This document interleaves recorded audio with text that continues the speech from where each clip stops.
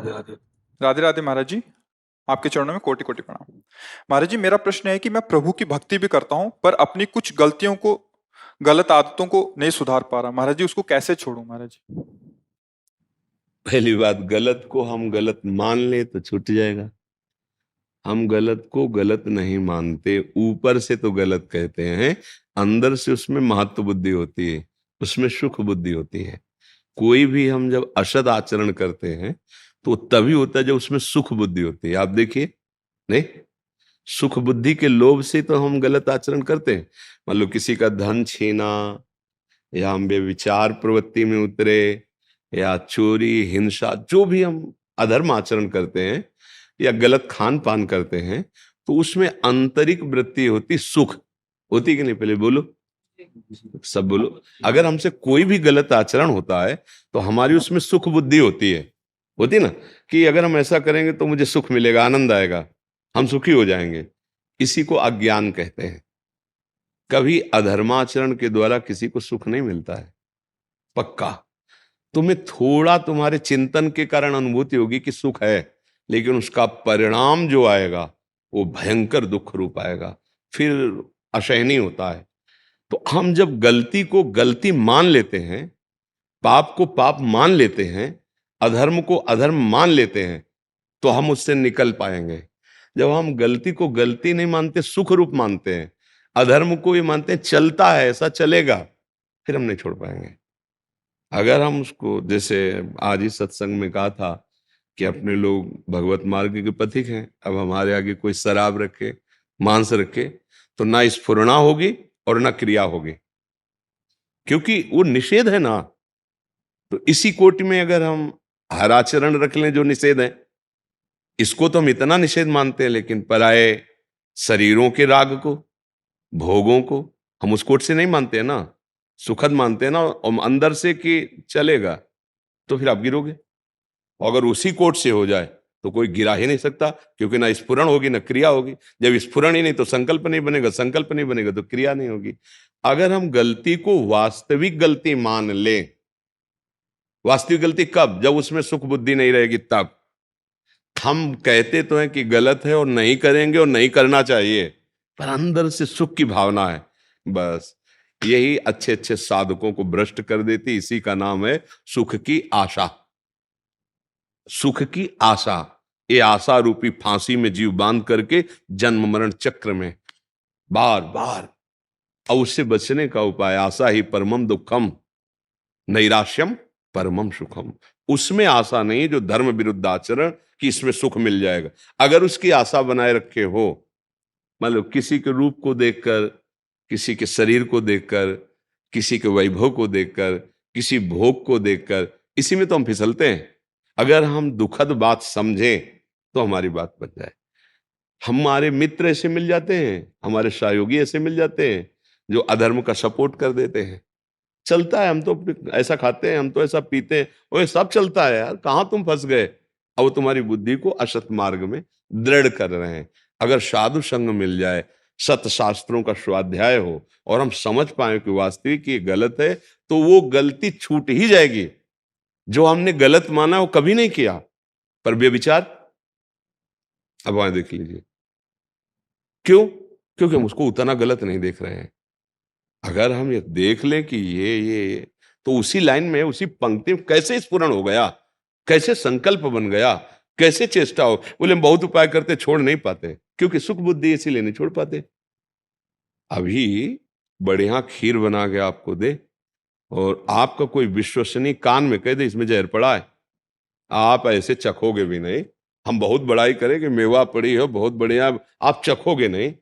तो परम विश्वसनीय संत जन है, गुरुजन है, वो कहते हैं कि अगर आप असत मार्ग से भोगों को स्वीकार करेंगे तो आप दुख में फंस जाएंगे। विष तो एक ही जन्म लेता है, ये विषय तो बहुत जन्म तक मारते रहते हैं। तो हम क्यों नहीं बात मानते? संत जनों को, शास्त्रों को विश्वसनीय नहीं मानते, तो उनकी बातों पर ध्यान नहीं देते और हम फंसते चले जाते हैं। बहुत लोग कहते हैं कि भगवान बड़ा, हम कहते हैं आपने जो किया है अगर वो आपको याद हो तो आप बार बार प्रणाम करो कि भगवान बड़ा कृपालु जो हमको इतना ही दंड दिया। सच्ची मानिए, कैसे कैसे अपराध करते हैं अपने लोग।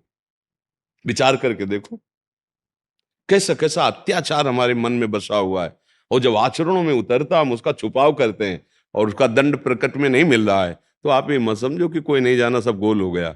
वो कर्म बिल्कुल तैयार हो रहा है, जैसे पहलवान ने दूध पी के मेहनत करके तैयार होता है तुम्हें पटकने के लिए, वो कर्म रोज का रोज पुष्ट हो रहा है और तुम्हारा नाश ऐसी बुरी तरह से करेगा बच नहीं पाओगे। और अगर उसको गिराना है तो राधा राधा नाम जप करो, प्रभु का जो प्रिय नाम हो, जो गुरुदेव ने दिया हो, और भगवान के आश्रित हो जाओ। तो कह रहे हैं हम सर्वपापेभ्यो मोक्षयिष्यामि मा शुचा।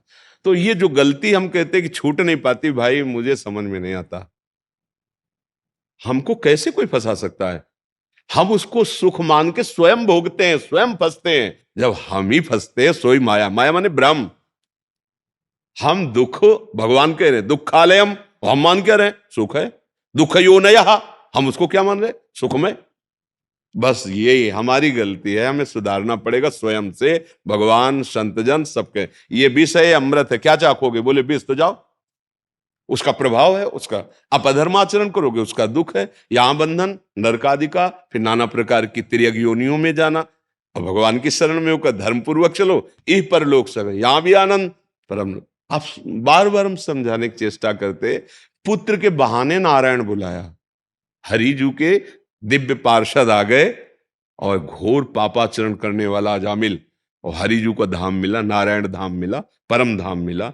ऐसे भगवान के मंगल में नाम है कि बिना भगवत स्मृति के, भगवत भाव के, पुत्र के बहाने बुलाया नारायण, तो परम पद मिल गया। अगर हम जानबूझकर नारायण कहेंगे, राधा राधा कहेंगे, कृष्ण कृष्ण कहेंगे, हरि हरि कहेंगे, तो हम में सामर्थ्य आ जाएगी हर विकार को जीतने के। अब नाम का बल है नहीं और विषयों में सुख बुद्धि है, तो अब रोके कौन रोके। जब ड्राइवर नशे में हो गया तो अब गाड़ी खंडक में गिरेगी। बुद्धि सारथी है, यही जब विषयों में भोग बुद्धि कर ली, सुख बुद्धि कर ली, अब बचने वाला नहीं। आज नहीं तो कल, कल नहीं तो परसों भारी से भारी खंडक में गिरा देगा।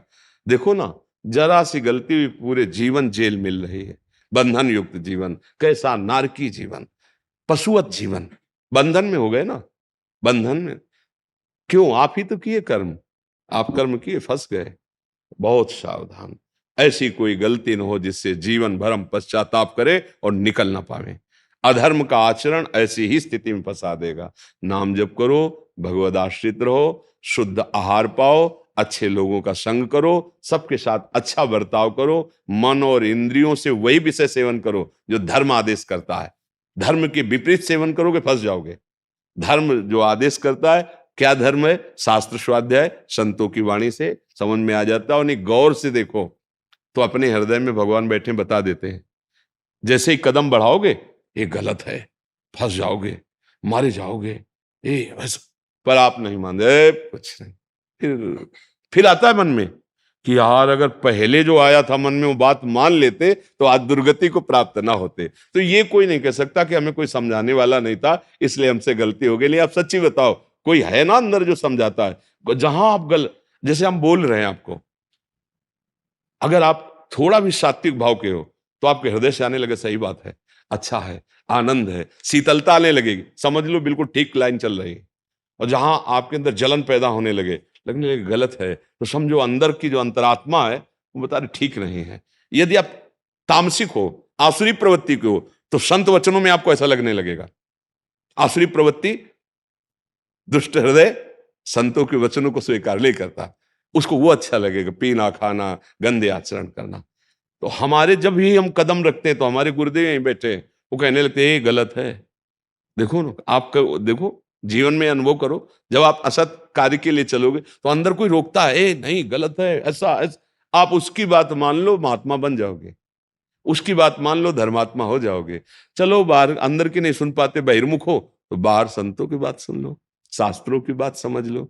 बिना धर्म से चले चाहे जो युग हो, आप सुखी नहीं हो सकते, शांति को प्राप्त नहीं हो सकते, आनंद का अनुभव नहीं कर सकते। ये बार बार नाना प्रकार की विपत्तियां, दुख, शोक, जन्म, मृत्यु, इसी में कब तक पड़े रहेंगे। हमें तो लगता है उबो यार, अभी उब नहीं रहे तुम, बार बार उसी भोगों में, बार बार वही जन्म मरण। अरे कम से कम एक बार तो सोचो कि हम इस चक्र से निकले कब, स्वस्थ रहे, आनंदित रहे। अरे वो भगवान से होता है, वो भोगों से नहीं होता है, वो रुपया पैसा से नहीं होता है, वो किसी औषधि में ताकत नहीं है, वो नाम में ताकत है, वो भगवान के आश्रय में ताकत है।